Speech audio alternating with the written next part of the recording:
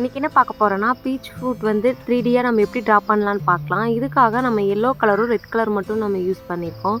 இப்போ of beach பழம் வந்து இருக்க மாதிரி நம்ம பெயிண்ட் பண்ணிக்கலாம். அதுக்காக ரெட் கலரை வந்து அவுட்லைனாக கொடுத்துட்டு சென்டரில் எல்லோ கலர் வர மாதிரி நம்ம ட்ரா பண்ணியிருக்கோம்.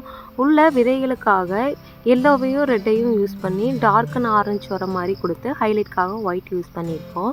இந்த ட்ராயிங்கோட ஃபுல் வீடியோ வந்து கீழே லிங்க் பண்ணியிருக்கேன். அதில் போய் பார்த்தீங்கன்னா ஸ்டெப் பை ஸ்டெப்பாக அந்த ட்ராயிங்கோட ஃபுல் வீடியோவும் இருக்கும். பீச் பழத்தோட தோல் பகுதி இருக்கும் பார்த்தீங்களா, அதுக்காக ரெட் கலரும் எல்லோ கலரும் யூஸ் பண்ணி தான் நம்ம ட்ரா பண்ணியிருக்கோம். இப்போது ஹைலைட்டுக்கு ஒயிட் வந்து யூஸ் பண்ணி முடிச்சுட்டு பின்னாடி வந்து 2 பீச் பழம் இருக்க மாதிரி ட்ரா பண்ணிக்கலாம். இதுக்காக லைட்டாக வாட்டர் வந்து அப்ளை பண்ணி முடிச்சுட்டு அதோட அவுட்லைன்ஸ் வந்து ரெட் கலர் வர மாதிரியும் சென்ட்ரலில் லைட்டாக எல்லோ கலர் வர மாதிரியும் நம்ம பெயிண்டிங் வந்து பண்ணியிருக்கோம். நம்ம ரெஃபரன்ஸ் இமேஜை பார்த்து அந்த மாதிரி டீட்டெயில்ஸ் கொடுக்கும்போது இந்த ட்ராயிங் வந்து நல்லா வந்துடும்.